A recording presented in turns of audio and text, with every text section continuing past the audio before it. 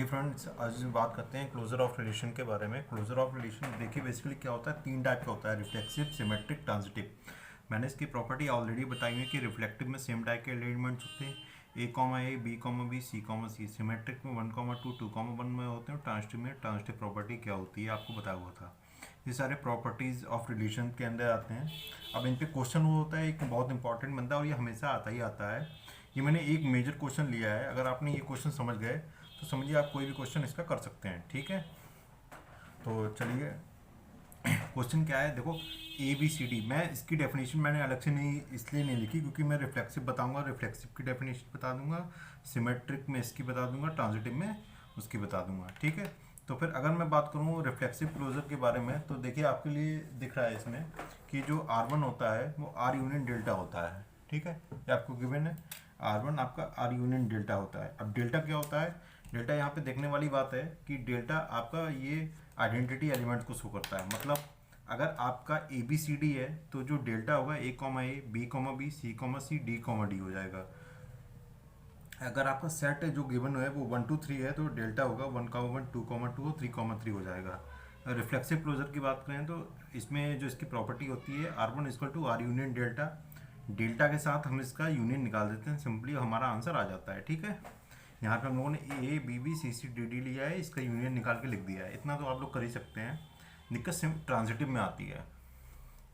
Symmetric की बात करें तो आज में R का R इन्वर्स के साथ यूनियन निकाल देते हैं, आपका आंसर आ जाएगा। सिंपल है, R एस्टिक इसको ऐसे डिनोट करते हैं, R asterisk equal to R plus R union R inverse. ठीक है, अब ट्रांजिटिव क्लोजर देखते हैं, सबसे मेन इंपॉर्टेंट। देखिए ट्रांजिटिव क्लोजर में सबसे पहले क्या होता है कि अगर आपके सेट में 3 एलिमेंट्स दे रखे हैं, जैसे अगर इसमें एक चीज़ बस समझने वाली, कुछ भी नहीं समझने का है, अगर सेट में 3 एलिमेंट्स दे रखे 1, 2, 3 तो आपको मैक्सिमम 3 स्टेप चाहिए होंगे। दैट मीन्स कि आपका R1 R की पावर 2 और R की पावर 3 तक जाएगा, इसके आगे नहीं जाएगा। अगर 4 दे रखी हैं तो R की पावर 4 तक जाएगा, 5 दे रखी हैं तो R की पावर 5 तक जाएगा। बाद में आप सबका यूनियन करके लिख देंगे। ठीक है, देखिए इसमें क्या लिखा हुआ है, let a relation be defined on A contains m elements one never needs more than m steps. ठीक है, क्वेश्चन करते हैं। देखो क्वेश्चन हमारा ABCD था। ठीक है, ABCD आपको गिवन दे रखा है यहाँ पे। इसका मतलब हमारे कितने एलिमेंट्स है ABCD में, 4 एलिमेंट्स है ABCD। इसका मतलब मैक्सिमम स्टेप्स कितनी जाएंगी, 4 मतलब R की पावर 4 तक हमारा जाएगा। ठीक है, इसके आगे नहीं जाएगा, यहीं तक हमें करना पड़ेगा। देखिए R सिंपल निकाला हुआ है, R की पावर 2 हमने ROR निकाला है। ये एक्चुअली मैंने स्टेप्स डायरेक्ट इसलिए लिखी हैं ताकि आपका टाइम बच जाए। ठीक है, अगर मैं यहाँ पे स्टेप्स लिखता तो उसका कोई मतलब नहीं था। ओके, आपको समझना है, बाकी आप सिर्फ रिलेशन निकाल सकते हो।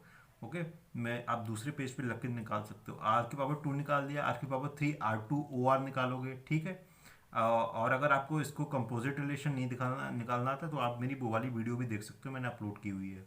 अब देखो R3 आपने ये निकाल लिया। अब इसके बाद आपको पता है 4th स्टेप में आंसर आ जाएगा। जब आपने R की पावर 4 निकाला तो अगर आप क्रॉस चेक करोगे तो R की पावर 4 और R की पावर 3 सेम है। ये मैं कर चुका हूँ इसलिए मैं आपको बता रहा हूँ, R की पावर 4 और R की पावर 3 सेम है। ठीक है, तो बस आप यहीं पे रुक जाओगे, या तो ये सेम आ जाती हैं या तो R की पावर जो लास्ट स्टेप होगी वो आपकी 5 आ जाती है, मोस्ट ऑफ द केसेस। ठीक है, या तो सेम आती हैं या तो 5 आती हैं। ठीक है, इसके आगे आप नहीं जाते हो। अब जब R की पावर 4 आपने निकाल दिया है, बाद में कुछ नहीं बचा है, आप इसका यूनियन करके लिख दीजिए। ठीक है, जितनी भी स्टेप्स हैं R, R2, R3, R4 union करके लिख देंगे, कोई भी जो सेट है वो रिपीट नहीं होगा। इतना सा बस ट्रांजिटिव क्लोजर है।